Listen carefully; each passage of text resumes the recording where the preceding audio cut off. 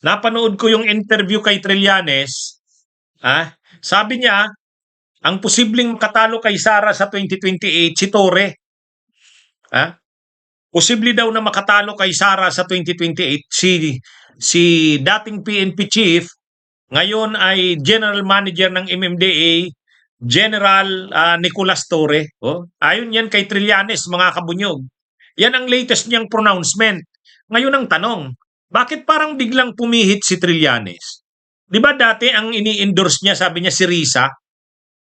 Kung maalala natin, ang sabi niya, ang pinakamagaling na pwedeng maging presidente, kung ako lang, sabi niya, si Risa Hontiveros. So ito, napansin ko ito, ewan ko kung napansin nyo rin, ang binabanggit na ni Trillanes ngayon, si Torre na. Sabi niya sa isang interview sa kanya, kung siya ang tatanungin, ang posibleng makatalo daw kay Sara, si Torre. Ay dati ang binabanggit ni Trillanes na sa tingin niya malakas na pambato, si Risa Hontiveros. Bakit parang biglang pihit si Trillanes? Ako kung akong tatanungin niyo, mga kabunyog, kung akong tatanungin niyo, ako ang tingin ko lang tingin ko ito, hindi ko naman nakakausap si Trillanes Hindi ko naman nakakausap si Trillanes. Pero ang tingin ko diyan, baka medyo naghihinanakit si Trillanes sa oposisyon. Naghihinanakit yata si Trillanes sa oposisyon, yung mga dilawan, kakamping.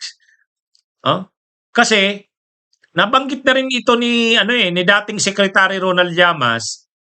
Sabi niya, ni Llamas, si Leni kasi daw tinanong kung tatakbo uling presidente sa 2028. Ang sagot daw ni Leni, magdi-decide siya sa 2027. Ay, mukhang hindi nagustuhan ni Trillanes yung sagot na yun ni Leni. Ayon kay Llamas galing ito kay Ronald Llamas, parang naghihinakit si Trillanes, bakit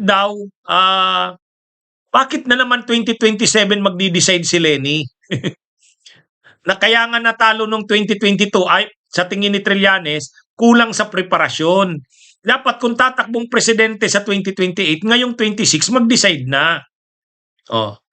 Ang problema naman, si Risa Hontiveros, sinabi rin niya ni Risa, hindi siya lalaban na president kung lalaban si Leni. Malinaw naman yan kay Risa Hindi siya lalaban na president kung lalaban si Leni. Kumbaga, si Risa, nire-respeto niya dyan ang desisyon ni Leni. Kaya mauna muna si Leni. Pag hindi tumakbo si Leni, bukas si Risa. Yun yung sinasabi ni sinasabi ni Risa. Pwede rin siyang mag-vice kay Leni. Pero kung si Leni ay tatakbo, hindi siya tatakbo. Kaya sa tingin ko, alam niya ni Trillanes na si Risa hindi tatakbo kung tatakbo si Leni. Kaya lang, ang punto dito, si Leni naman hindi naman makakapag-decide. Ayon kila Llamas, nalaman daw ni Trillanes na ang sabi ni Leni magdi-decide siya sa 2027. Para mga kabunyog, mga kababayan, siguro ang naisip ni Trillanes, wag na nga lang ako sa opposition Hindi na lang ako doon magsusugal kay Risa or ayaw. Diyan, parang ang hirap diyan ang tagal magdesisyon. Ito na lang kayang si Torre ang itulak ko. Si Torre naman, pag tumakbo naman yan, hindi naman yan as dilawan, hindi naman yan as kakamping.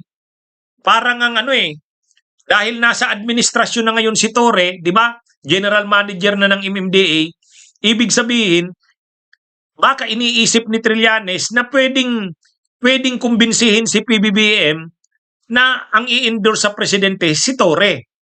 Mayroong iba dyan na nagsasabi sa gabinete ni PBBM na posible rin silang magtumakbo.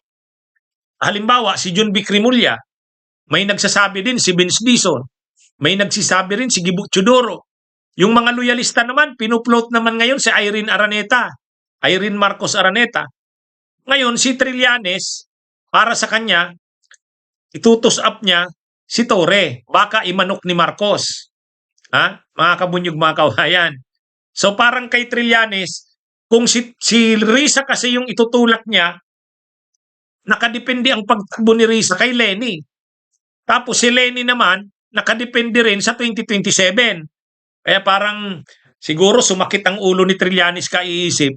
Si Risa, alam niyang ang pagtakbo ni Risa nakadepende kay Leni. Tapos si Leni naman nagsabi na magdi-decide daw 2027. Medyo naghinanakit si Trillanes. Bakit naman ganun? Ha? Kaya anyway, hindi naman sinasabi ni Trillanes yung ganung rason. Ako lang, ganun lang yung tingin ko. Ha? Ako naman kasi, di ba, nag-o-observe ako ng politika. So ako parang nakikita ko, yun ang rason ni Trillanes. Parang ang hirap ng kung kay Risa siya, kasi si Risa, nakadepende ang desisyon kay Leni. Tapos si Leni naman, nakadepende ang desisyon sa 2027 pa. So para kay Trillanes, ang tagal pa niyan. Hindi niya naman makukumbinsi si Risa na tumakbo kahit hindi mag-decide si Leni. Kasi si Risa, respeto niyan si Leni. Kaya, para kay Trillanes, baka iniisip niya, parang walang kasiguraduhan si Risa eh. Dito na lang ako kay Torre. Kasi si Trillanes, hindi naman Leni eh. Ayaw niya kay Leni eh. Ha? Ayaw niya kay Leni. Kaya lang, alam niya na si Risa, hindi naman magdi-decide na tatakbo kung tatakbo si Leni. Hihintayin ni Risa ang desisyon ni Leni. Ayaw ni Trillanes noon. Para kasi kay Trillanes, gusto niya, desisyon na ngayong 2026. Kasi ang layo na ng 2027. Oh, yan yung lagi niyang inuulit-ulit eh. Oh, anyway, o baka ano lang naman, pinoplot niya lang si Torre, tinitingnan niya anong reaksyon. Ha? Oh. Anyway, yan mga kabunyog, mga kabayan, ano ito? Si Trillanes, nag-i-explore kasi si Trillanes, lininaw niya naman eh. Siya, ang kanyang preoccupation ngayon, nakatutok siya sa paghahanap ng kandidatong tatalo kay Sara. Kasi para sa kanya, ang kanyang focus ngayon, focus lang siya. Isa lang ang kanyang focus ngayon, Duterte. Para kay Trillanes, yan yung kanyang lahat ng kanyang gagawin para hindi makabalik ang Duterte sa poder. Lalo na si Sara, hindi dapat manalo. Kaya ginagawa ni Trillanes ang lahat para hindi makabalik si Sara. Hindi makabalik ang Duterte. Hindi manalo si Sara. Ngayon, gusto ni Trillanes ang oposisyon maaga pa maghanda na. Gusto niya ang oposisyon maaga pa maghanda na. Kasi para sa kanya, yung pagkatalo ng 2022 ni Leni, ang isang malaking factor doon ay yung hindi nakapaghanda ng maaga. Ha? Kaya ang ni Trillanes, dapat maghanda na ng maaga pa ang oposisyon. Ang problema, si Risa handa. Sabi ni Risa, ako kung presidente okay lang, vice president okay din lang. Kung walang kandidatong oposisyon, handa ako. Si Risa handa. Kaya lang, alam naman ni Trillanes na ang desisyon ni Risa nakadepende kay Leni. Kung si Leni ay tatakbo, hindi tatakbo si Risa. Pwede siyang tumakbo, vice ni Leni. Pero, ang problema naman kay Leni, nakarating kay Trillanes, magdi-decide daw 2027. Masama yung loob ni Trillanes ayon kay Llamas. sabi ni Llamas, 2027 na naman, ang tagal na niya. Ang problema si Leni, hindi mo naman yan mapilit. Ay, si Leni pa. Kung anong desisyon yan, pag sinabi niyang 27, ano yan? Anyway, mga kabunyog, mga kabayan, ako naman, hindi ko naman nakakausap si Trillanes. Hindi ko rin nakakausap si Leni. Ako, ito lang yung naobserbahan ko.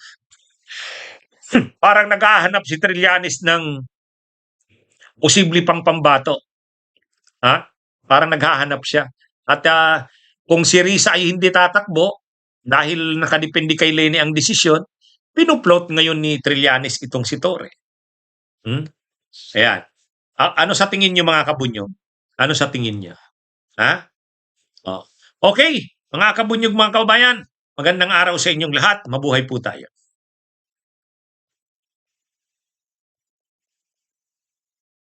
Bunyog, bunyog, halikan na kasama ka.